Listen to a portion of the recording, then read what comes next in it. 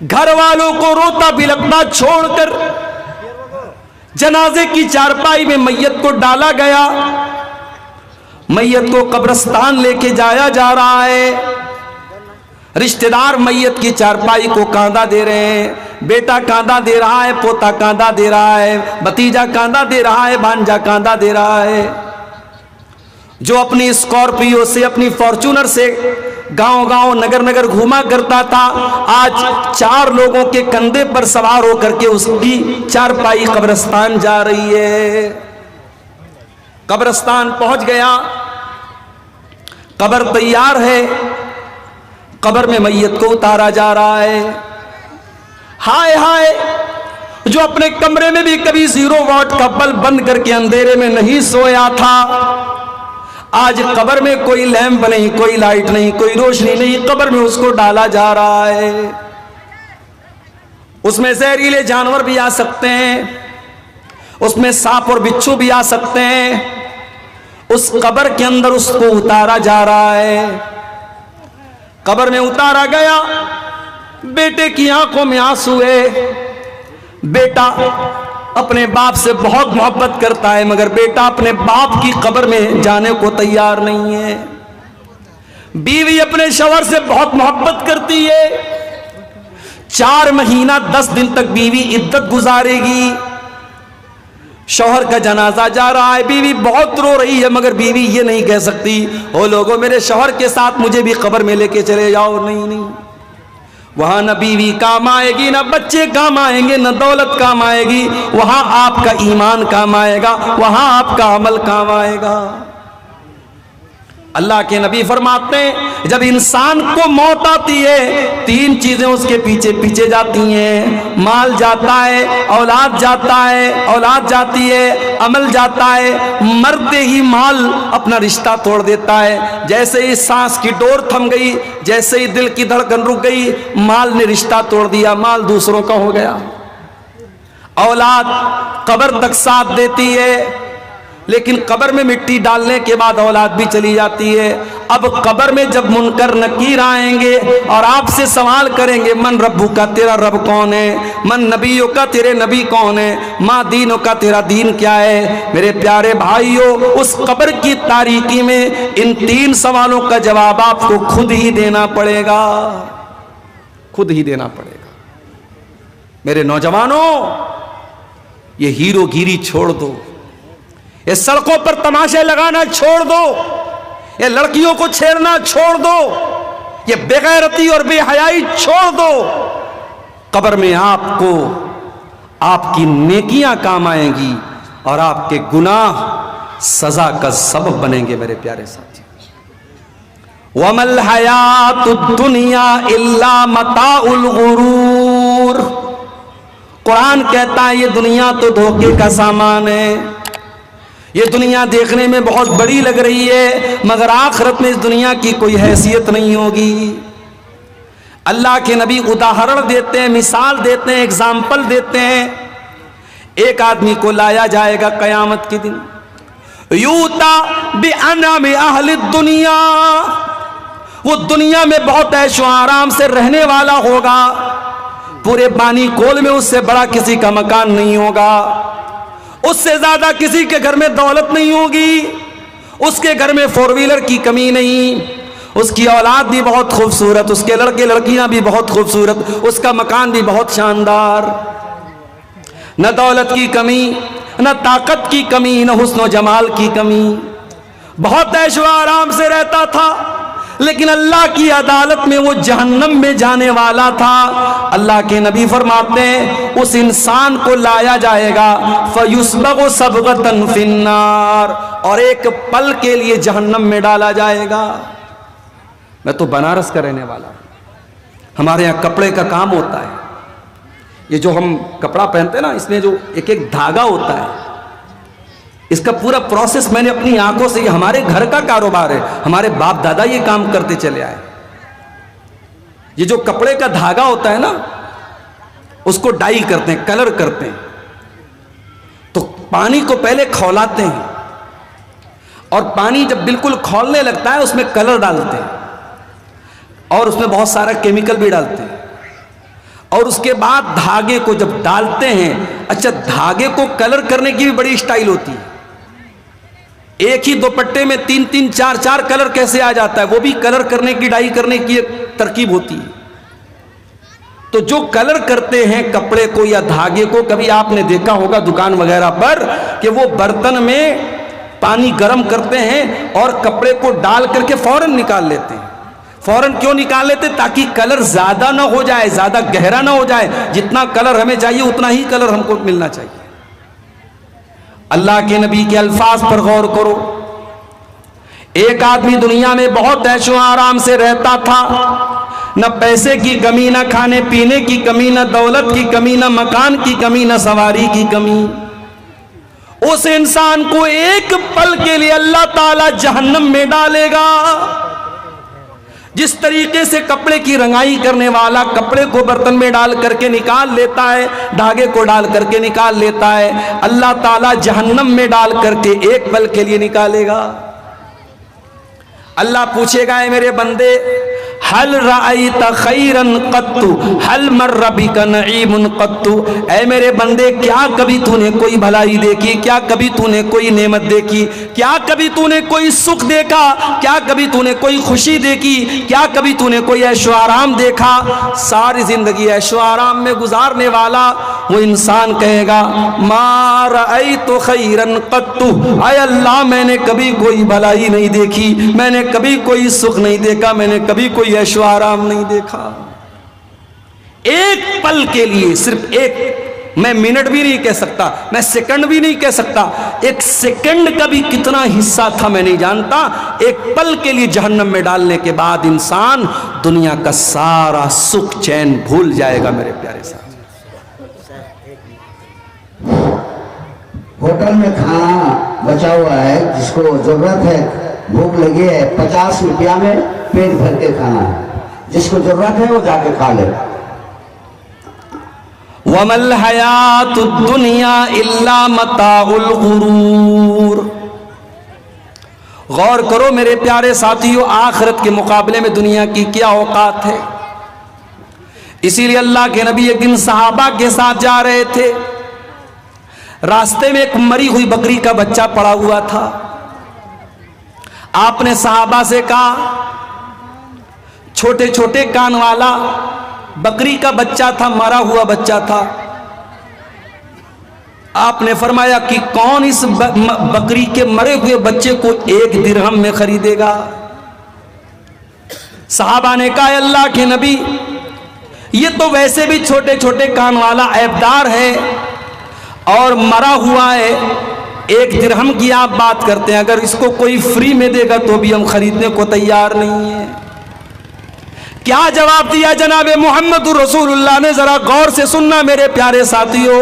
آپ نے فرمایا، لَلدُّنْيَا أَحْوَنُ عَلَى اللَّهِ مِنْ ذَلِكَ، اے میرے صحابہ، اس مرے ہوئے بکری کے بچے سے بھی زیادہ یہ دنیا اللہ کی نظر میں حقیر ہے۔ اللہ کی نظر میں اس مرے ہوئے بکری کے بچے کی جو ویلو تمہاری نظر میں ہے، اس سے زیادہ ویلو دنیا کی اللہ کی نظر میں نہیں ہے۔ اور ہم اور آپ دنیا کے لیے مرے جا رہے ہیں۔ ہائے دنیا، ہائے دنیا، دنیا کی عورت، دنیا کی دولت، دنیا کی طاقت، دنیا کا نشہ، دنیا ہم کو برباد کی ہوئی ہے میرے پیارے ساتھ۔ حضرت عمر کے پوتے کو دیکھو، سالم بن عبداللہ نام تھا، حرم میں طواف کرنے کے لیے جا رہے ہیں۔ اس دور کا بادشاہ جس کا نام ہشام بن عبد الملک تھا، اس نے دیکھا بہت بھیڑ لگی ہے، لوگ مصافحہ کر رہے ہیں، لوگ ملنے آ رہے ہیں۔ پوچھا کون ہے؟ کہا حضرت عمر کے پوتے ہیں سالم بن عبداللہ۔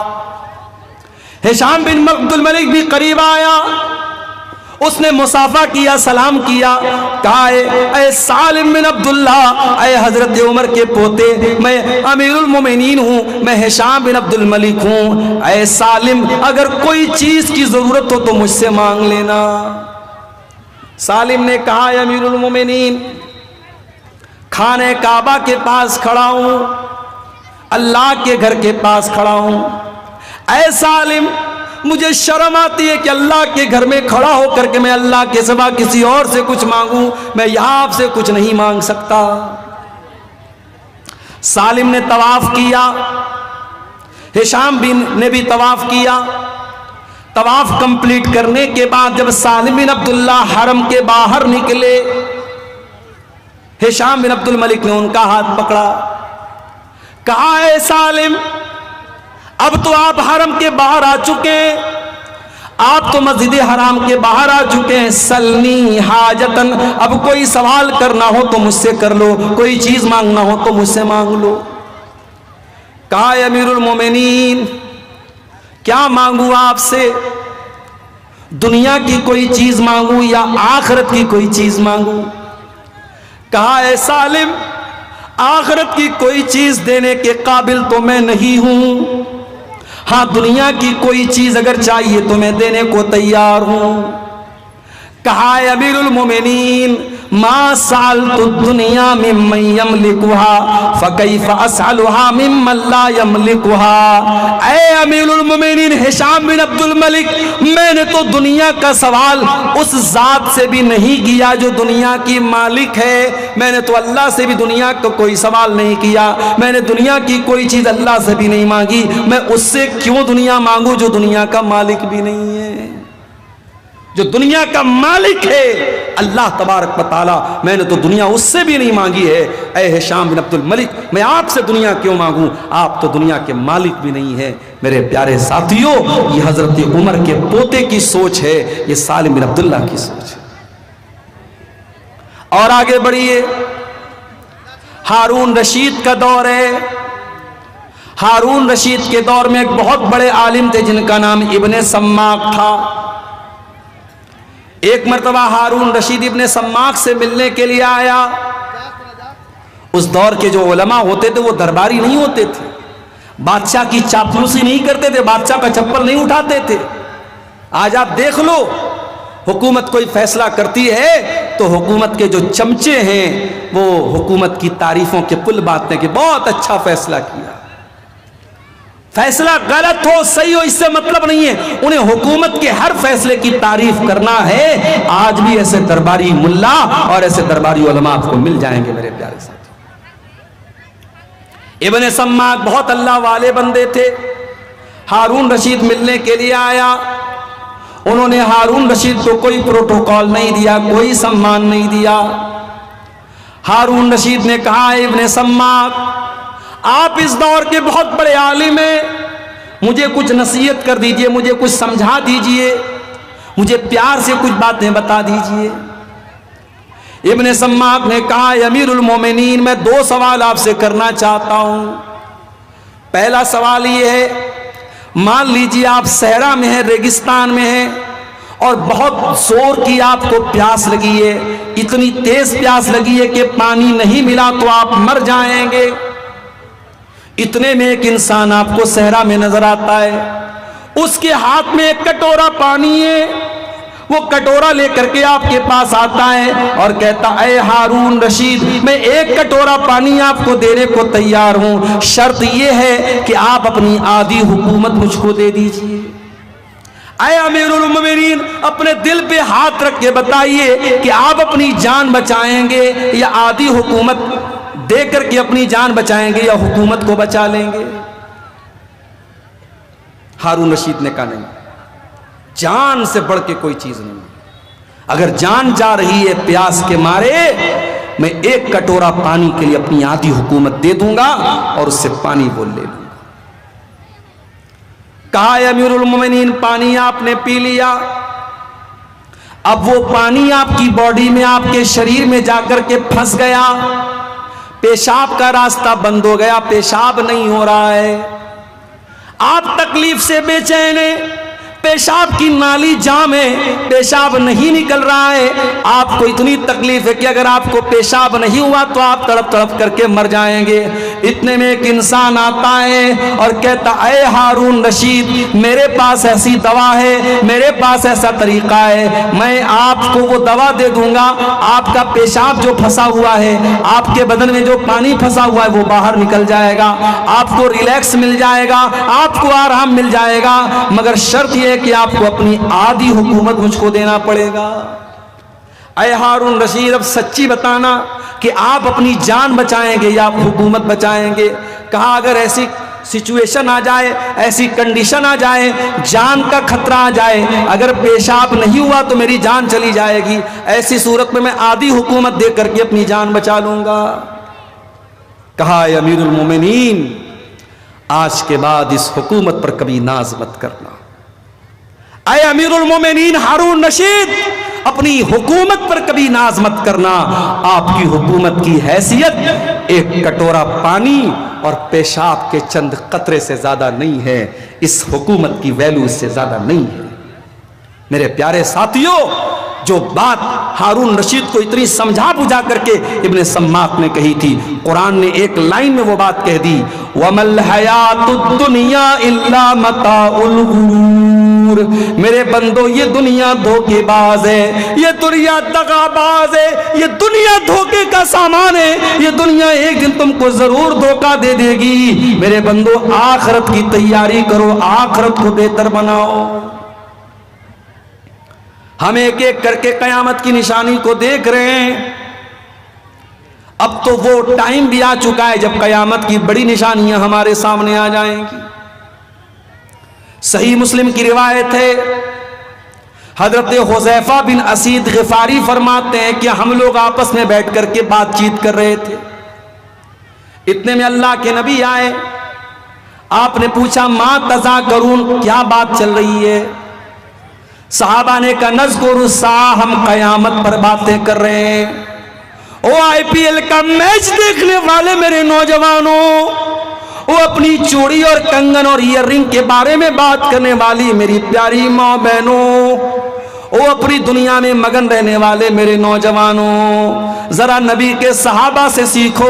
نبی کے صحابہ آپس میں کیا چرچا کر رہے ہیں, کیا ڈسکشن کر رہے ہیں, کیا گفتگو کر رہے ہیں, کیا باتیں کر رہے ہیں؟ کہتے ہیں اے اللہ کے نبی ہم قیامت کی بات کر رہے ہیں.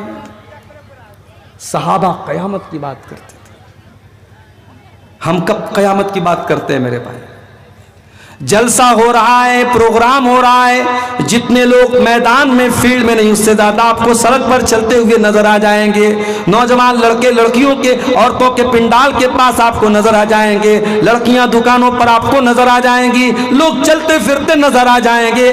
آج دین کی باتوں کو لوگ سننا نہیں چاہتے, آج قیامت کی باتوں کو لوگ سننا نہیں چاہتے میرے پیارے ساتھیوں.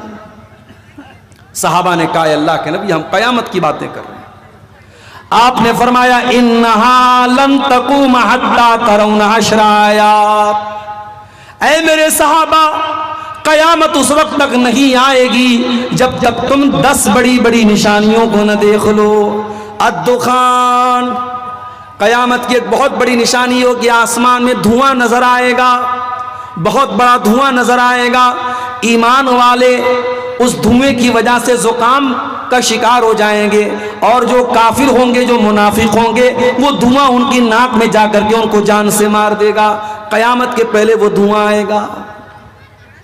والدجال, اور کانا دجال آئے گا, جو ایک انسان ہوگا, لمبا چوڑا ہوگا, گھنگرالے بال والا ہوگا, ایک آنکھ کا کانا ہوگا, ماتھے پر کاف فارا لکھا ہوگا, مکہ مدینہ میں داخل نہیں ہو پائے گا.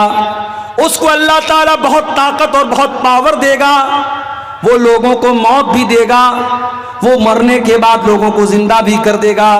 اس کے پاس نقلی جنت بھی ہوگی, نقلی جہنم بھی ہوگی.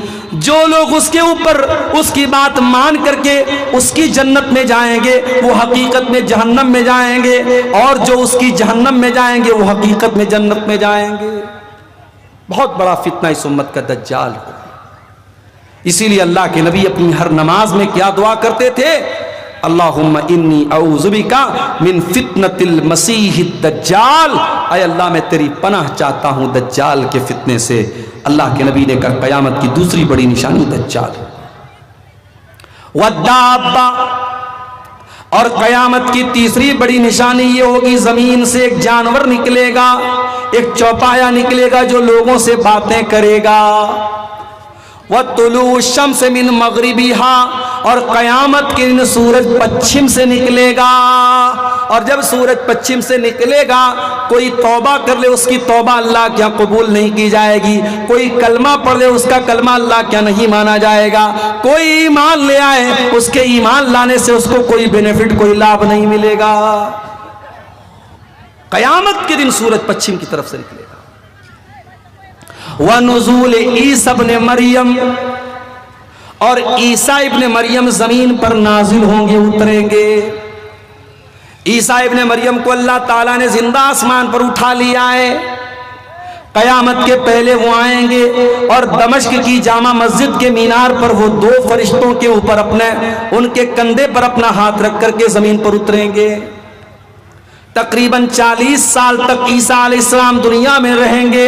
दज्जाल को कत्ल करेंगे, सूअर को खत्म कर देंगे, यहूद व नसारा से डायरेक्ट जंग करेंगे, या तो इस्लाम लाओ या जंग करो। उनके दौर में बहुत अमन शांति होगी।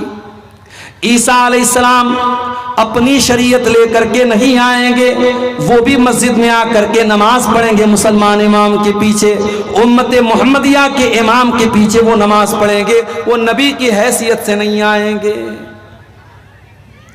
ईसा इब्न मरियम कयामत के पहले नाजिल होंगे, हमारा ईमान है। वयाजूज व माजूज, और दो फसादी कौमें जिनको याजूज और माजूज कहा जाता है, जिनको हजरत ज़ुल्करनैन ने बहुत बड़ा डैम बना करके उनको रोक दिया है। कयामत के पहले वो डैम तोड़ करके बाहर आ जाएंगे और बहुत फसाद जमीन में मचाएंगे, बहुत फसाद मचाएंगे। आसमान पे तीर चलाएंगे और वो तीर खून आलूद होकर के वापस गिरेगा। वो बहुत बड़े बड़े नदियों का पानी अकेले पी जाएंगे, बहुत जुल्म सितम करेंगे। तब ईसा अलैहिस्सलाम उनके लिए बद्दुआ करेंगे। आसमान से परिंदे आएंगे और कीड़े आएंगे जो उनके गर्दन पर गिरेंगे, उनकी मौत हो जाएगी, फिर उनकी बदबू से पूरी जमीन भर जाएगी। फिर ईसा अलैहिस्सलाम अल्लाह ताला से दुआ करेंगे तो उनकी लाश और उनका बचा खुचा जो भी डेड बॉडी होगी अल्लाह ताला उसको जमीन से उठा लेगा। याजूज और माजूज ये कयामत की बड़ी निशानी है। वसलासतु खुसूफिन, और 3 जगहों पर जमीन को धसाया जाएगा, एक मशरिक में यानी पूरब में, एक मगरिब में यानी पश्चिम के हिस्से में, और एक अरब की सरजमीन पर जमीन को धसाया जाएगा। व आखिरु ज़ालिका नारुन तखरुजु मिनल यमन, और कयामत की आखिरी निशानी ये होगी कि एक आग निकलेगी जो यमन से निकलेगी, और वो आग लोगों को हाँक करके मैदान महशर की तरफ लेके जाएगी, यानी मुल्क के शाम की तरफ लेकर के जाएगी। एक आग निकलेगी यमन से और वो आग लोगों को हाँक करके कहाँ लेके जाएगी? मैदान महशर की तरफ, यानी मुल्क के शाम की तरफ लेके जाएगी। ये कयामत की 10 बड़ी निशानियां अल्लाह के नबी ने इस हदीस में बयान की। कयामत की और भी बहुत सारी निशानियां अल्लाह के नबी ने बयान की।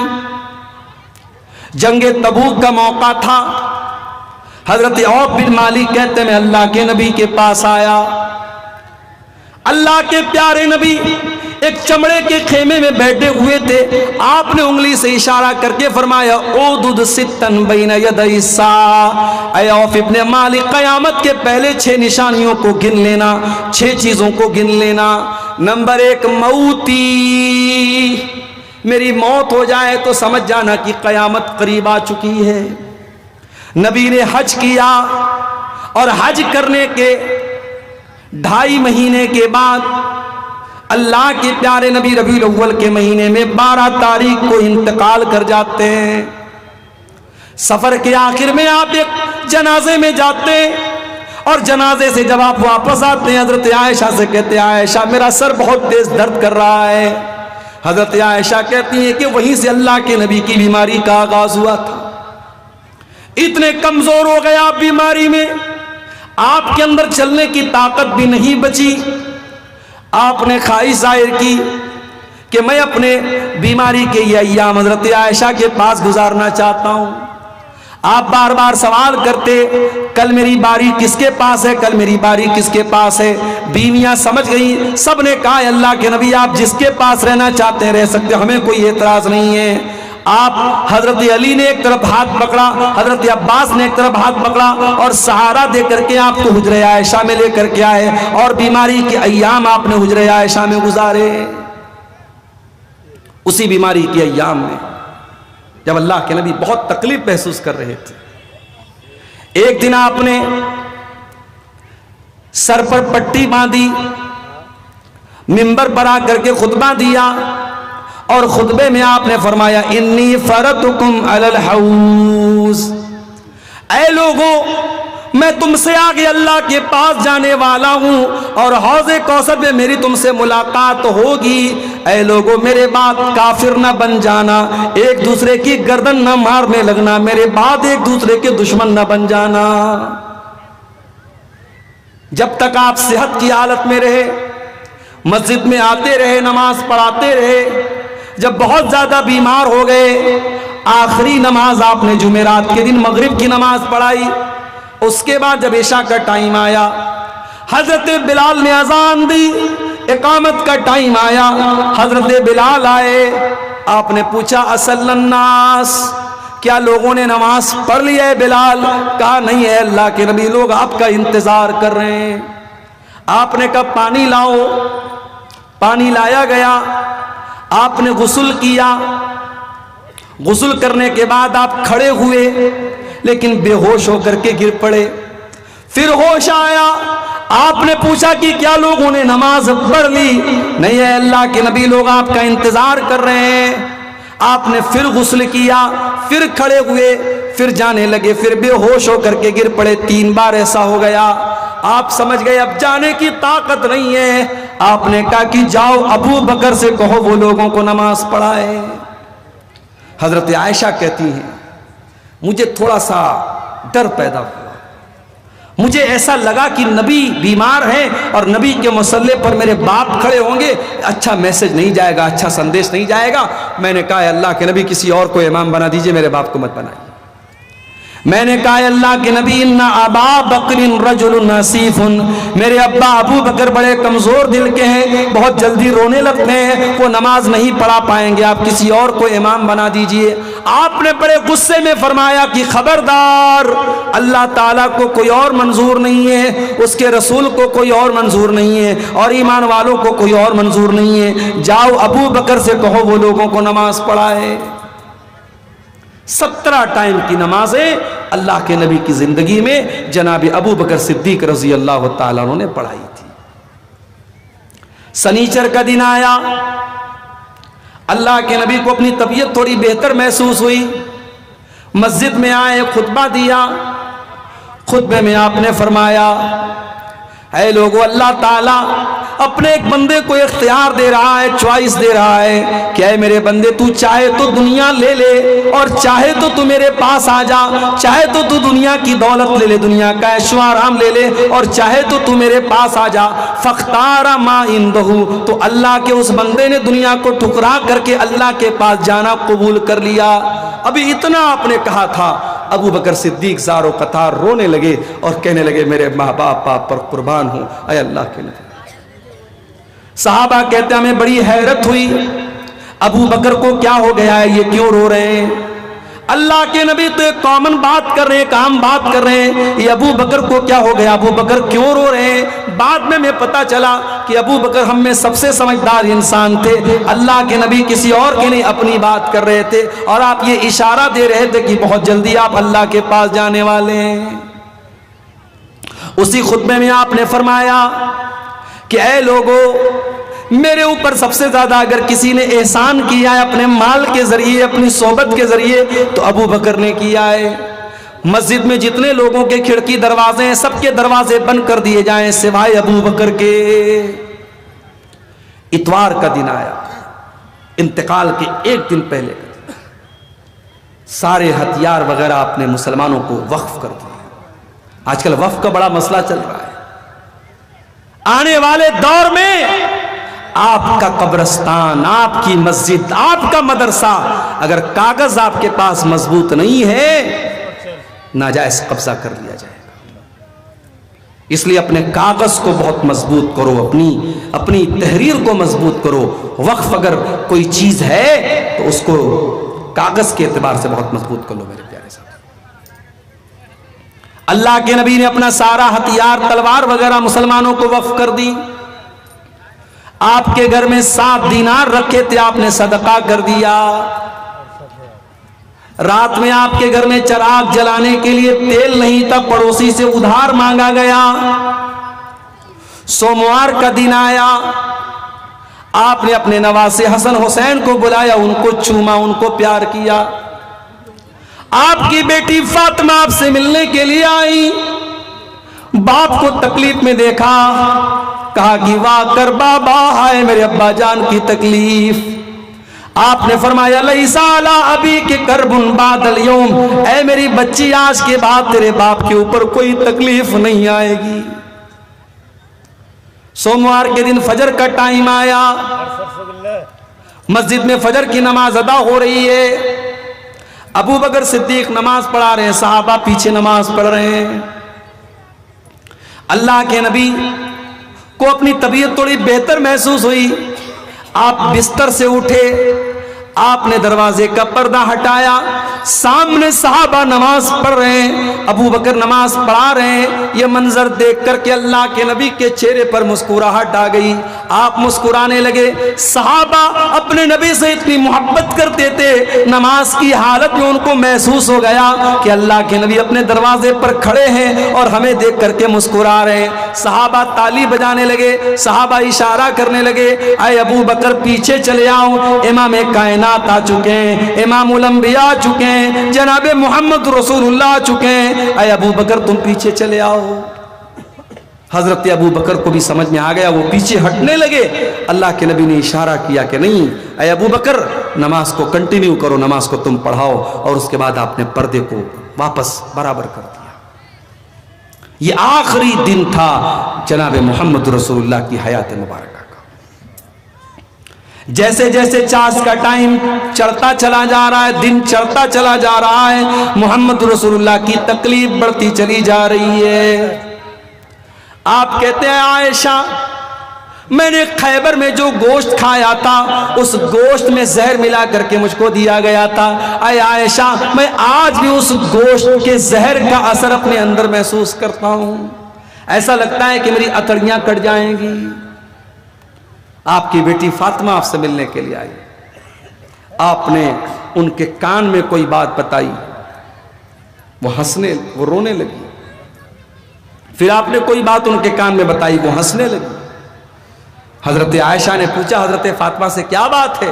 کہا کہ میرے ابا کا راز ہے، میں آپ کو ابھی نہیں بتا سکتی ہوں۔ جب اللہ کے نبی کا انتقال ہو گیا، بعد میں حضرت عائشہ نے پوچھا، کہا کہ امی جان جب میں اپنے ابا کے پاس آئی تھی، میرے ابا نے میرے کان میں کہا تھا کہ اے میری بیٹی میں بہت جلد دنیا سے جانے والا ہوں، اور میرے اہل بیت میں سب سے پہلے اگر کوئی مجھ سے ملے گا تو تم ملو گی۔ یہ سن کر کے میں رونے لگی۔ پھر میرے ابا نے میرے کان میں کہا کہ اے میری بچی کیا تو اس پر خوش نہیں ہے؟ اما ترضین ان تکونی سیدۃ نساء اہل الجنہ، کیا تو اس پر خوش نہیں ہے کہ تو تمام جنتی عورتوں کی سردار بنے گی؟ یہ سن کر کے مجھے ہنسی آ گئی، میں مسکرانے لگی۔ اللہ کے پیارے نبی نے اپنی بیٹی کو یہ 2 میسج دیا۔ جیسے جیسے دن چڑھتا چلا جا رہا ہے، محمد رسول اللہ کی تکلیف بڑھتی چلی جا رہی ہے۔ آپ کے بغل میں ایک کٹورے میں پانی رکھا ہوا تھا، وہ پانی اپنے چہرے پر ڈالتے تھے اور کہتے تھے اللہم انی علی سکرات الموت، اے اللہ تو موت کی سختیوں پر میری مدد فرما۔ حضرت عائشہ کہتی ہیں میں موت کی سختی کو ناپسند کرتی تھی، مگر جب میں نے اللہ کے نبی کے اوپر موت کی سختیوں کو دیکھا میں سمجھ گئی کہ موت کی سختی کوئی خراب چیز نہیں ہے۔ میں اپنے نبی کو موت کی سختیوں میں دیکھ کر کے میرا نظریہ بدل گیا۔ آپ نے اپنے دونوں ہاتھ اٹھائے اور آپ نے کہا اللہم الحقنی بالرفیق الاعلی، اے اللہ مجھے رفیق اعلیٰ کے ساتھ ملا لے، مجھے نبیوں کے ساتھ ملا دے، مجھے صدیقین کے ساتھ ملا دے، مجھے شہداء کے ساتھ ملا دے، مجھے صالحین کے ساتھ ملا دے۔ یہ کہتے ہوئے اللہ کے پیارے نبی کی روح آپ کے بدن سے نکل گئی اور آپ کے دونوں ہاتھ زمین پر آ گئے اور اللہ کے نبی صلی اللہ علیہ وسلم کا انتقال ہو گیا۔ انا للہ و انا الیہ راجعون۔ یہ اللہ کے نبی کی وفات کا مختصر سا واقعہ جو میں نے آپ کے سامنے پیش کیا ہے، یہ بھی قیامت کی بہت بڑی نشانی ہے میرے پیارے ساتھی۔ آپ نے فرمایا قیامت کے پہلے 6 نشانیاں ہوں گی، اس میں پہلی نشانی موت ہی، میری موت ہوگی، میرا انتقال ہوگا۔ وہ فتح بیت المقدس، اور بیت المقدس فتح کر لیا جائے گا۔ حضرت عمر کے دور میں سن 16 ہجری میں بیت المقدس مسلمانوں کے کنٹرول میں آ گیا، بیت المقدس فتح ہو گیا، بیت المقدس مسلمانوں کے قبضے میں آ گیا۔ جو آج یہودیوں کے قبضے میں ہیں، حضرت عمر کے دور میں یہ بیت المقدس مسلمانوں کے قبضے میں آ چکا تھا۔ قیامت کی تیسری نشانی آپ نے فرمایا وَمُوتَانٌ يَأْخُذُ فِيكُمْ كَقُعَاصِ الْغَنَمِ، اتنی خطرناک بیماری آئے گی جیسے بھیڑ بکری کے اندر بیماری آتی ہے اور بھیڑ بکریاں تڑپ تڑپ کر کے مر جاتی ہیں، انسان ویسے تڑپ تڑپ کر کے مر جائیں گے۔ سن 18 ہجری میں ملک کے شام میں ایک بیماری پھیلی تھی، اس کو امواس، طاعون امواس کہا جاتا ہے۔ اس بیماری میں 10,000 سے زیادہ صحابہ کرام انتقال کر گئے تھے۔ اس بیماری کی طرف اللہ کے نبی نے اشارہ کیا کہ قیامت کے پہلے ایسی بیماری آئے گی۔ اس کے بعد آپ نے فرمایا وَاسْتِفَاضَةُ الْمَالِ، اور قیامت کے پہلے مال بہت زیادہ پھیل جائے گا، پیسہ لوگوں کے پاس بہت زیادہ آ جائے گا۔ حَتَّى يُؤْتَى الرَّجُلُ مِئَةَ دِينَارٍ فَيَظَلُّ سَاخِطًا، ایک انسان کو 100 دینار دیا جائے گا تب بھی ناراض رہے گا۔ 100 دینار، 100 سونے کے سکے کی ویلو بھی اس کی نظر میں کچھ نہیں ہوگی۔ اس کے بعد آپ نے فرمایا ثُمَّ فِتْنَةٌ، پھر عرب کے اندر ایک بہت بڑا فتنہ ہوگا، لا یبقى بیت من العرب الا دخلته، عرب کے ہر گھر میں وہ فتنہ داخل ہو جائے گا۔ آپ نے عرب کا نام لیا چونکہ آپ اس وقت جن لوگوں کو بات بیان کر رہے تھے وہ عرب کے لوگ تھے۔ آج کے دور میں یہ حدیث ہمارے اوپر بھی لاگو ہوتی ہے کہ ایسا فتنہ آ جائے گا جو ہر گھر میں داخل ہو جائے گا، جیسے موبائل کا فتنہ ہے، جیسے سوشل میڈیا کا فتنہ ہے۔ دیندار آدمی ہے، داڑھی والا ہے، نمازی ہے، ماتھے پر سجدے کا نشان ہے، اس کے فیس بک پر بھی ننگی تصویر آ رہی ہے، اس کے یوٹیوب پر بھی بیہودہ فوٹو اور ویڈیو آ رہے ہیں۔ اور اب تو ہمارے یوٹیوبر حضرات کی مہربانی ہے، اب تو تقریروں کے تھمبنیل بھی اتنے گندے اور اتنے ناپاک بنائے جا رہے ہیں کہ دیکھ کر کے شرم آتی ہے۔ کیا یہ فتنہ نہیں ہے؟ یہ بہت بڑا فتنہ ہے میرے پیارے ساتھی۔ کہتے ہیں کہ کتے کی دم سیدھی ہو سکتی ہے، انسان اگر ضدی ہو تو کبھی سیدھا نہیں ہو سکتا ہے۔ 1000 بار منع کیا جا چکا ہے، علماء منع کرتے ہیں، مقررین منع کرتے ہیں کہ مت کرو یہ کام۔ اپنی ویورشپ بڑھانے کے لیے گندے اور غلط سلط تھمبنیل مت لگاؤ، مگر یہ یوٹیوبر حضرات باز نہیں آتے۔ ابھی اسی کٹیہار کا ایک یوٹیوبر میری ایک تقریر پر اس نے تھمبنیل لگایا، میں نے وقف بورڈ کے بارے میں کچھ، وقف بل کے بارے میں کچھ باتیں بولی تھی ایک تقریر میں، اس نے تھمبنیل لگا دیا نتیش کمار کا فوٹو، مودی جی کا فوٹو اور کئی نیتاؤں کا فوٹو لگا کر کے اس نے بالکل غلط میسج دے دیا میری تقریر کا، اور بعد میں انڈیا نیوز والے نے بھی اس کلپ کو چلایا کہ یہ مولانا بھڑکا رہا ہے مسلمانوں کو۔ یہ نہیں سمجھتے کہ ان کے بنائے جانے والے ان تھمبنیل سے کتنی مصیبت میں پڑ سکتا ہے بیان کرنے والا۔ اور جب ہم پابندی لگاتے کہ مت لگاؤ ان یوٹیوبروں کو، مت کیمرہ لگانے دو، تو یہ ناراض ہوتے ہیں کہ صاحب ہم کو کیوں منع کیا جا رہا ہے۔ اللہ ہم سب کو صحیح سمجھ دے میرے پیارے ساتھیوں۔ آج موبائل بھی اس دور کا بہت بڑا فتنہ بن چکا ہے۔ نبی نے فرمایا ایسا فتنہ پیدا ہوگا، ہر گھر میں داخل ہو جائے گا، ہر لڑکا استعمال کرے گا، ہر لڑکی استعمال کرے گی، 70 سال کا بوڑھا استعمال کرے گا، 5 سال کا بچہ استعمال کرے گا۔ آج دیکھ لو سب استعمال کر رہے ہیں کہ نہیں کر رہے ہیں۔ اس کے بعد آپ نے فرمایا قیامت کی ایک نشانی یہ بھی ہوگی ثم ہدنۃ تکون بینکم وبین بنی الاصفر، تمہارے درمیان اور رومیوں کے درمیان صلح ہوگی، پھر رومی غداری کریں گے اور تم سے لڑنے کے لیے بہت بڑی فوج لے کر کے آئیں گے، 12 الگ الگ جھنڈوں والی فوج لے کر کے 12 کنٹری کے لوگ تم سے لڑنے کے لیے آئیں گے، اور ہر جھنڈے کے نیچے 80,000 کی فوج ہوگی، یعنی لاکھوں کی فوج تم سے مقابلہ کرنے کے لیے آئے گی۔ اب اس حدیث کا کیا مطلب ہے؟ بہت ساری لڑائیاں لڑی جا چکی ہیں، ہو سکتا ہے آنے والے دور میں بھی کوئی ایسا دور آئے جب اس طریقے سے بہت بڑی فوج مسلمانوں کے خلاف جنگ کرے، ہو سکتا ہے اس کی طرف اشارہ کیا گیا ہو۔ اللہ کے نبی نے اس حدیث میں قیامت کی 6 نشانیاں بیان فرمائی۔ قیامت کی ایک نشانی یہ بھی ہے کہ نبی کے اشارے پر چاند 2 ٹکڑے ہو جائے گا، اقتربت الساعۃ وانشق القمر، قیامت قریب آ چکی ہے، جب چاند پھٹ کر کے 2 ٹکڑے ہو چکا ہے۔ جب مکہ کے کافروں کے کہنے پر نبی نے انگلی سے اشارہ کیا تھا اور چاندنی رات کا پورا چاند 2 ٹکڑے ہو گیا تھا، اور ایک چاند کا ٹکڑا پہاڑی کے ایک طرف نظر آیا اور ایک ٹکڑا ایک طرف نظر آیا، اور ہندوستان کے ایک راجہ نے بھی وہ منظر دیکھا تھا جو بعد میں ایمان لے آیا تھا۔ تاریخ ہمیں، اتہاس ہمیں یہ بھی بتاتا ہے کہ چاند کے جب 2 ٹکڑے ہوئے تو بھارت کی سرزمین سے ایک راجہ نے دیکھا تھا، اس کا نام راجہ دیبل لکھا ہے مورخین نے، اور وہ سندھ کا راجہ تھا جو بعد میں ایمان بھی لے آیا تھا۔ میرے پیارے ساتھیوں، چاند کا 2 ٹکڑے ہونا یہ بھی قیامت کی ایک نشانی ہے۔ قیامت کی ایک نشانی یہ بھی اللہ کے نبی نے بیان فرمائی، جہالت بہت زیادہ پھیل جائے گی، علم اٹھا لیا جائے گا۔ آج علم کیسے اٹھ رہا ہے آپ دیکھ لیجئے، مدرسے میں پڑھانے والے ٹیچروں کی کمی ہے، مدرسے میں پڑھنے والے بچوں کی کمی ہے، نہ ہمارے بچے مدرسوں میں پڑھنا چاہتے ہیں، نہ اچھی صلاحیت والے مدرسوں میں پڑھانا چاہتے ہیں۔ آج یہ مدرسے جو چل رہے ہیں، اگر یہ مدرسے بھی بند ہو گئے، کل کون آپ کو قرآن پڑھائے گا، کون آپ کو حدیث پڑھائے گا؟ میرے پیارے بھائیو، اگر یہ مدرسے بھی بند ہو گئے، کل آپ کے بچوں کو، کل آپ کی آنے والی نسلوں کو قرآن پڑھانے والا کوئی نہیں بچے گا، آپ کے مرنے پر کوئی جنازہ پڑھانے والا نہیں ہوگا، آپ کی بچی کے نکاح پر کوئی نکاح پڑھانے والا نہیں ہوگا۔ جاہل لوگ نکاح پڑھائیں گے، جاہل لوگ نماز پڑھائیں گے، جاہل لوگ جنازہ پڑھائیں گے، جاہلوں کا دور دورہ ہو جائے۔ آج آپ دیکھ لیں، اب تو ماشاءاللہ اے آئی کا دور آ گیا ہے۔ آئی فون آپ کے پاس ہے، اس میں اے آئی ہے، سری بتاؤ عشاء کی نماز میں کتنی رکعت ہے، سری آپ کو بتا دے گی عشاء میں کتنی نماز ہے۔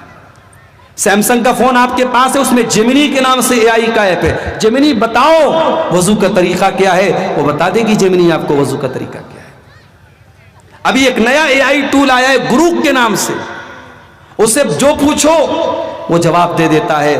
اب لوگ کہتے ہیں مولانا لوگوں کی اب ہمیں ضرورت نہیں ہے، اب تو ہمیں اے آئی سے پوچھ لیں گے۔ یاد رکھو میرے پیارے ساتھیوں، یہ موبائل جتنی ترقی کر جائے اور اے آئی کا دور آ جائے، تب بھی آپ کو علماء کی ضرورت پڑے گی، کیونکہ اے آئی وہی باتیں بیان کرے گا جو اس کے ڈیٹا بیس میں ڈالی گئی ہوں گی، وہ اپنی انٹیلیجنس سے، اپنے ذہانت کے ذریعے جواب دے گی۔ اس کا جواب غلط بھی ہو سکتا ہے، اس کا فتویٰ غلط بھی ہو سکتا ہے، آپ کو علماء کی بہرحال ضرورت پڑے گی، کیونکہ قرآن کہتا ہے فَاسْأَلُوا أَهْلَ الذِّكْرِ إِن كُنتُمْ لَا تَعْلَمُونَ، اگر تمہیں کوئی مسئلہ معلوم نہیں ہے تو تم علماء سے سوال کرو۔ اللہ کے نبی فرماتے ہیں قیامت کے پہلے ایسا دور آئے گا، علماء کو اللہ تعالیٰ اٹھا لے گا۔ آج بہار کی سرزمین سے بڑے بڑے علماء انتقال کرتے چلے جا رہے ہیں۔ جھارکھنڈ کے بڑے عالم تھے مولانا عبدالعزیز حقانی، انتقال کر گئے۔ بہار کے، یو پی کے، بنگال کے جتنے بڑے بڑے علماء جو واقعی میں عالم تھے وہ دنیا سے جاتے چلے جا رہے ہیں، انتقال ہوتا چلا جا رہا ہے۔ اب وہ لوگ بچے جن کے پاس علم اتنا نہیں ہے، اتنا مضبوط علم نہیں ہے، قیامت کے پہلے علماء دنیا سے چلے جائیں گے، حتیٰ کہ وہ دور آ جائے گا لوگ جاہلوں کو اپنا سردار بنا لیں گے، جاہلوں سے فتویٰ پوچھیں گے اور جاہل ان کے فتووں کا جواب دیں گے، اور وہ خود بھی گمراہ ہوں گے اور دوسروں کو گمراہ کریں گے۔ تو قیامت کی ایک بہت بڑی نشانی علم کا اٹھا لیا جانا ہے۔ قیامت کی ایک نشانی یہ بھی ہوگی بے ایمان لوگوں کو عہدہ دیا جائے گا، کرسی دی جائے گی، ذمہ داری دی جائے گی۔ آپ نے فرمایا اذا زیت الامانۃ فانتظر الساعہ، اے میرے صحابہ جب امانت کو برباد کر دیا جائے تو قیامت کا انتظار کرنا۔ صحابہ نے کہا اللہ کے نبی امانت کو کیسے برباد کر دیا جائے گا؟ آپ نے فرمایا اذا وسد الامر الی غیر اہلہ، جب ذمہ داری نااہل لوگوں کو دے دی جائے۔ مدرسے کا ناظم کون ہے؟ جو جاہل ہے۔ مسجد کا متولی کون ہے؟ جو ایک ٹائم کی نماز نہیں پڑھتا ہے۔ جماعت کا امیر کون ہے؟ جس کے پاس ایمانداری اور دینداری نہیں ہے۔ آج یہ جماعت کے، مسجد کے، مدرسے کی ذمہ داریاں اور عہدے نالائق لوگوں کے ہاتھ میں بھی جا رہے ہیں۔ میرے پیارے بھائیوں، اگر یہ ذمہ داری نااہل لوگوں کو دے دی جائے تو سمجھ جاؤ یہ قیامت کے قریب ہونے کی نشانی ہے۔ قیامت کی ایک نشانی آپ نے یہ بھی بیان فرمائی، گنگا الٹی بہے گی۔ جو ہمارے یہاں ایک محاورہ بولا جاتا ہے گنگا الٹی بہے گی، کیا مطلب؟ آپ نے فرمایا سیاتی علی الناس سنوات خدات، ایک ایسا دور بھی تمہارے اوپر آئے گا جب دھوکے کا سال آ جائے گا، دھوکہ دھڑی آ جائے گی، سچے کو جھوٹا مانا جائے گا، جھوٹے کو سچا مانا جائے گا، ایماندار کو بے ایمان کہا جائے گا، بے ایمان کو ایماندار کہا جائے گا۔ وَيَنْتِقُ فِيهَا الرُّوَيْبِضَةُ، اور گھٹیا انسان، نالائق انسان بڑی بڑی باتیں کرے گا، بڑے بڑے میٹر میں باتیں کرے گا جو گھٹیا اور نالائق انسان ہوگا۔ قیامت کی ایک نشانی بے پردگی اور بے حیائی بہت زیادہ پھیل جائے گی۔ آپ نے فرمایا میری امت کے دو قسم کے لوگ ایسے ہوں گے جو جہنم میں جائیں گے، قوم ماہم سیات کاذناب البقر یضربون بها الناس، ایسے لوگ آئیں گے جن کے ہاتھ میں کوڑا ہوگا اور وہ کوڑے سے لوگوں کو ماریں گے، لوگوں پر اتیاچار کریں گے، لوگوں پر ظلم کریں گے۔ آج اسرائیل اور فلسطین کے حالات دیکھ لو میرے پیارے ساتھیوں، آج فلسطین پر اسرائیل کا حملہ ہوتا ہے اور ڈرون حملہ ہوتا ہے اور بم برسائے جاتے ہیں، اور ویڈیو میں ہم دیکھتے ہیں اتنا خطرناک دھماکہ ہوتا ہے کہ زمین سے لوگ اچھل کر کے ہوا میں اڑنے لگتے ہیں، چھوٹے چھوٹے بچوں کی لاشوں کے چیتر اڑ جاتے ہیں، عورتوں کی لاشوں کے چیتر اڑ جاتے ہیں، مگر دنیا والوں کے اوپر کوئی فرق نہیں پڑتا۔ ظالم ظلم کرے گا اور کوئی روکنے والا، کوئی ٹوکنے والا نہیں ہوگا۔ وَنِسَاءٌ كَاسِيَاتٌ عَارِيَاتٌ مُمِيلَاتٌ مَائِلَاتٌ، اور قیامت کے پہلے ایسی عورتیں سامنے آئیں گی جو کپڑا پہننے کے باوجود ننگی ہوں گی۔ آج بالی ووڈ کی فلموں نے ہمارے ملک کا وہ کلچر بنا دیا ہے کہ آج حالات یہ ہو گئے کہ عورت کے بدن کا کوئی پارٹ اب پرائیویٹ پارٹ نہیں رہ گیا۔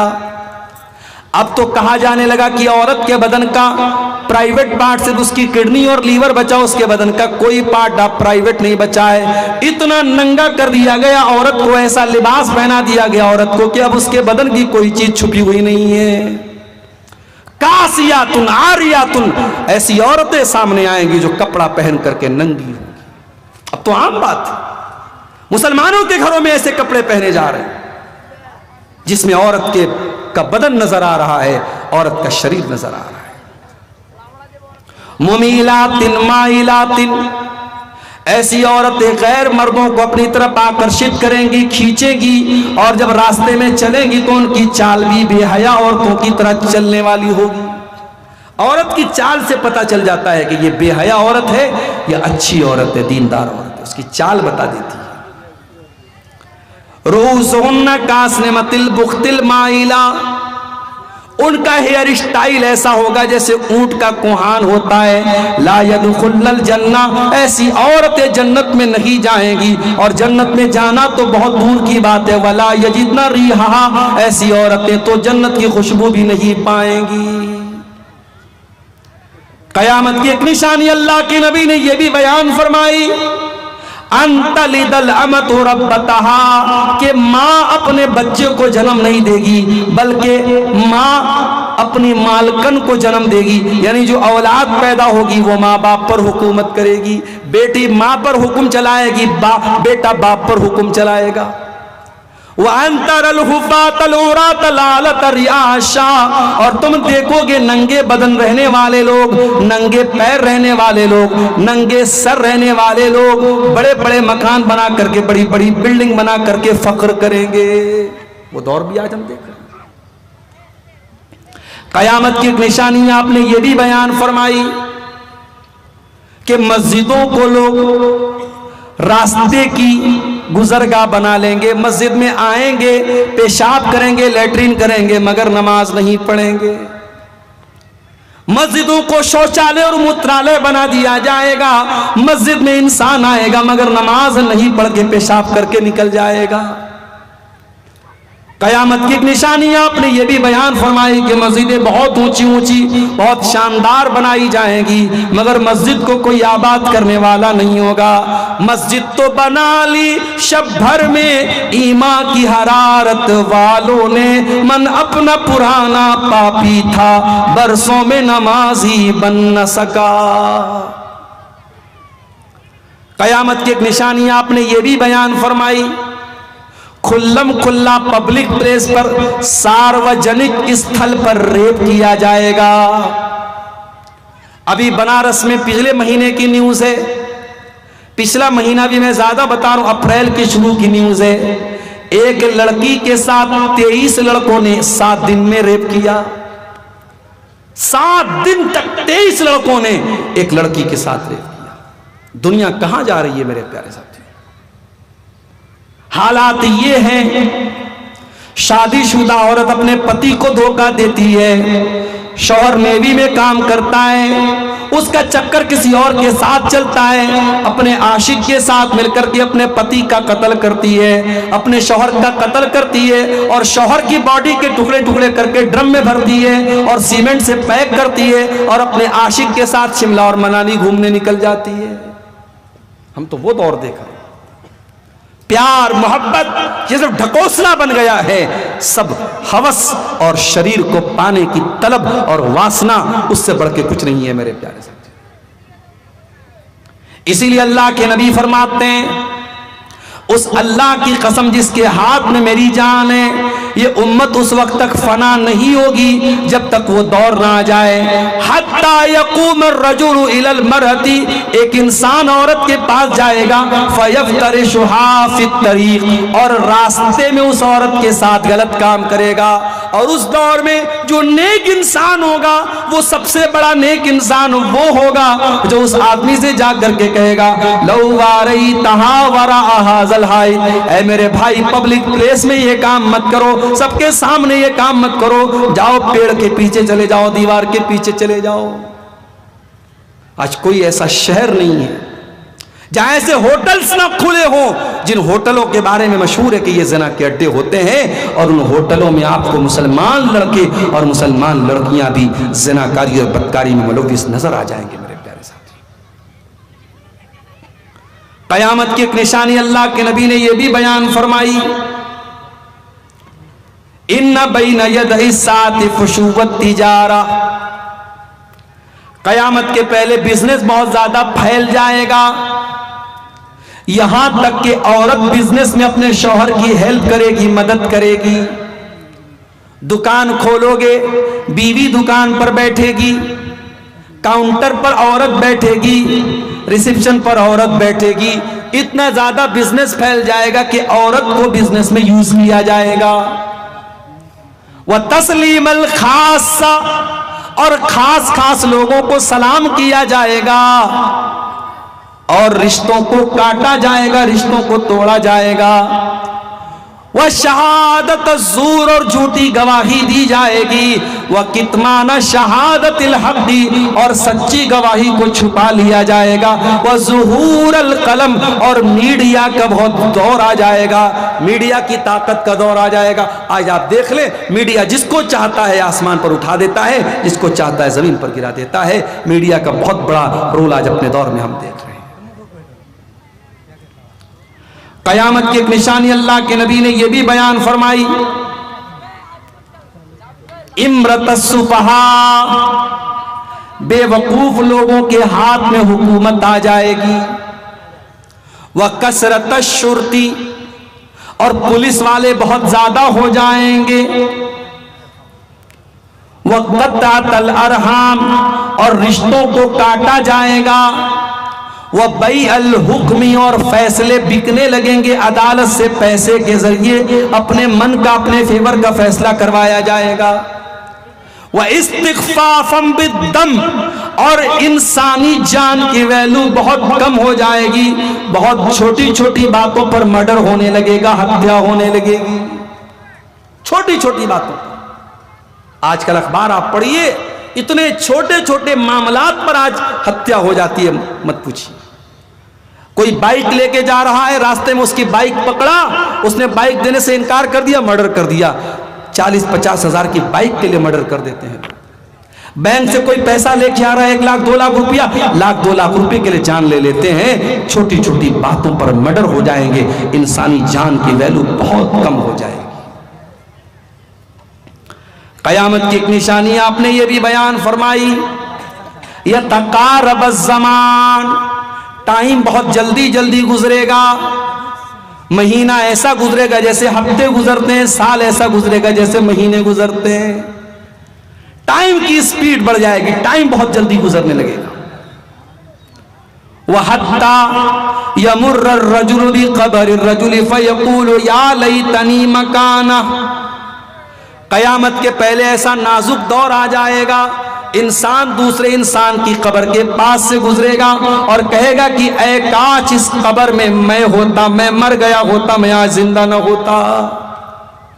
اتنا نازک دور آ جائے گا, انسان قبرستان میں جا کر کے مرنے کی دعائیں کرے گا. قیامت کی ایک نشانی اللہ کے نبی نے یہ بھی بیان فرمائی, وَنَشْوًا يَتَّخِذُونَ الْقُرْآنَ مَزَامِيرًا, نوجوان لڑکے قرآن کو میوزک بنا لیں گے, قرآن کو میوزک کی طرح پڑھیں گے. قرآن کو پڑھنے کا طریقہ صحیح نہیں ہوگا, وہ میوزک کی طرح قرآن کو پڑھیں گے. اور ایسے ہی نوجوان کو امام بنایا جائے گا, جو عالم نہ ہو, جو سمجھدار نہ ہو, بس لوگوں کو گا گا کر کے قرآن پڑھ کے سناتا ہو, جو ترنم کے ساتھ قرآن پڑھ کے سناتا ہو, اس کو قرآن پڑھنے کا طریقہ آتا ہو یا نہ ہوتا ہو, صرف آواز کی بدولت اس کو امام بنا دیا جائے گا. یہ ساری نشانیاں آج اپنی آنکھوں سے ہم دیکھ رہے ہیں میرے پیارے ساتھی. قیامت کے پہلے وہ دور بھی آئے گا, لَيَشْرَبَنَّ النَّاسُ مِنْ أُمَّتِ الْخَمْرَ يُسَمُّونَهَا بِغَيْرِ اسْمِهَا. میری امت کے لوگ شراب پیئیں گے, نام بدل بدل کر کے شراب پیئیں گے. کوئی وسکی بولے گا, کوئی رم بولے گا, کوئی بیئر بولے گا, کوئی دارو بولے گا. شراب کا نام بدل بدل کے شراب کو پیا جائے گا. وَيَسْتَحِلُّونَ الْحِرَ وَالْحَرِيرَ اور ریشم کو لوگ حلال سمجھنے لگیں گے. ریشم کا کپڑا مسلمان مرد پہنے گا. اور زناکاری کو لوگ حلال کر لیں گے, زنا کرنے لگیں گے. اور ان کے سروں کے اوپر ناچنے گانے والیاں ناچیں گی, گائیں گی. آج ایئر فون لگا کر کے, ہیڈ فون لگا کر کے گانا سنا جا رہا ہے. نبی کی حدیث کو سامنے رکھو, نبی نے اسی کی طرف اشارہ کیا. ان کے سروں کے اوپر ناچنے گانے والیاں ناچیں گی, گائیں گی. آپ نے فرمایا جب ایسا دور آ جائے گا, یکسف اللہ بہم الارض, اللہ ایسے لوگوں کو زمین میں دسا دے گا. ویجعل منہم القردۃ والخنازیر, اور ان کو سور اور بندر بنا دے گا. یہ دور بھی آج ہم دیکھ رہے ہیں میرے پیارے ساتھی. قیامت کے پہلے کیسا دور بھی آئے گا, حلال و حرام کو لوگ بھول جائیں گے. یاتی علی الناس زمان لا یبال المرء من این اخذ المال. ایک ایسا زمانہ آئے گا لوگ پرواہ کرنا چھوڑ دیں گے, مال کہاں سے کما رہے ہیں, ڈریم 11 سے پیسہ کمایا جائے گا. ابھی میں کوئی ویڈیو دیکھ رہا تھا فیس بک پر, کم سے کم 10 بار ڈریم 11 کا پرچار آیا کہ اب تو ڈریم 11 پر ہر ہفتے لکھپتی بنایا جا رہا ہے. اب IPL کا میچ ہو رہا ہے, اب ہمارا نوجوان سوچتا ہے یار لکھپتی بننے کا موقع مل رہا ہے, کون چوکے گا. اب لکھپتی بننے کے لیے ڈریم 11 کھیلا جا رہا ہے. سٹے بازی, جوا, سود خوری, حرام خوری آج مسلمان کر رہا ہے. نبی نے اشارہ کیا تھا قیامت کے پہلے وہ دور بھی آئے گا. میرے عزیزوں, میرے پیارے ساتھیوں, نبی نے جتنی پیشن گوئیاں کی تھی, جتنی بھوشیہ وانیاں کی تھی, جتنی نشانیاں بتائی تھی, 100% آج وہ ساری نشانیاں ہمارے سامنے سمجھ میں آ رہی ہیں، نظر آ رہی ہیں۔ اگر ان نشانیوں کو دیکھنے کے بعد بھی ہمارے دل میں قیامت کا ڈر پیدا نہیں ہوتا اور ہم قیامت کی تیاری نہیں کرتے، اس کا مطلب کہ ایمان بہت کمزور ہو چکا ہے میرے ساتھی۔ مسجد کے آگے یا سامنے سے گزرنے پر کیا کہنا چاہیے؟ مسجد کے سامنے سے گزرنے پر کوئی کچھ بھی کہنے کی ضرورت نہیں ہے۔ مسجد میں جب داخل ہوں بسم اللہ والصلاۃ والسلام علی رسول اللہ یہ دعا پڑھیے آپ، اور اللہم افتح لی ابواب رحمتک یہ دعا پڑھیے۔ مسجد میں جب داخل ہوں تب، مسجد کے سامنے سے گزرنے پر یا مسجد کے آگے سے گزرنے پر کچھ بھی پڑھنے کی ضرورت نہیں ہے۔ مسجد میں بنا میٹر لگائے بجلی کا اپیوگ کرنا صحیح ہے یا غلط ہے؟ غلط ہے۔ بجلی کی چوری کرنا جس طریقے سے اپنے گھر میں غلط ہے ویسے ہی مسجد میں بھی غلط ہے۔ مسجد میں تو زیادہ خطرناک بات ہے، اللہ کے گھر کا معاملہ ہے، اس لیے بالکل یہ غلط ہے۔ اگر کہیں ایسا ہے تو اس کو بالکل بچنا چاہیے۔ گانا بجا کر کام کرنا صحیح ہے یا غلط ہے؟ اس میں کون سی پوچھنے والی بات ہے؟ ایک گانا بجا کے کام کریں گے آپ تو ظاہر ہے کہ آپ کے کام میں شیطان بھی داخل ہوگا، اور شیطان جب آپ کے کام میں داخل ہوگا تو ظاہر ہے برکت کو ختم کرے گا کہ برکت کو بڑھائے گا؟ برکت کو ختم کرے گا۔ لڑکی ایوم لڑکا کا شادی کا اچھا عمر کیا ہے اسلام میں؟ اسلام میں عمر تو نہیں بتائی گئی ہے۔ اسلام نے یہ کہا کہ جب لڑکا لڑکی بالغ ہو جائیں اور شادی کی ذمہ داری کو اٹھانے کے قابل ہو جائے۔ بھئی کبھی کبھی ایسا بھی ہوتا ہے لڑکا 12 سال کی عمر میں بالغ ہو گیا، لڑکی 10 سال کی عمر میں ہی بالغ ہو گئی۔ بالغ تو ہو گئے مگر شادی کی ذمہ داری اٹھانے کے لیے جو میچورٹی ہے وہ ابھی اس کے اندر نہیں ہے، تو تھوڑے میچیور ہو جائیں، اس قابل ہو جائیں کہ ہاں وہ ذمہ داری اٹھا لیں گے تو ان کی شادی کرا۔ ہاں بھارت کے قانون میں لڑکے کی عمر جو ہے 21 سال طے کی گئی ہے، لڑکی کی عمر 18 سال، یہ ہمارے انڈیا کا قانون ہے۔ شریعت میں عمر کا کوئی پیمانہ مقرر نہیں کیا گیا ہے۔ کہ 10-12 قبروں کو منتقل کیا جا سکتا ہے۔ کیوں قبر کو کیوں منتقل کرنا چاہتے ہیں؟ وجہ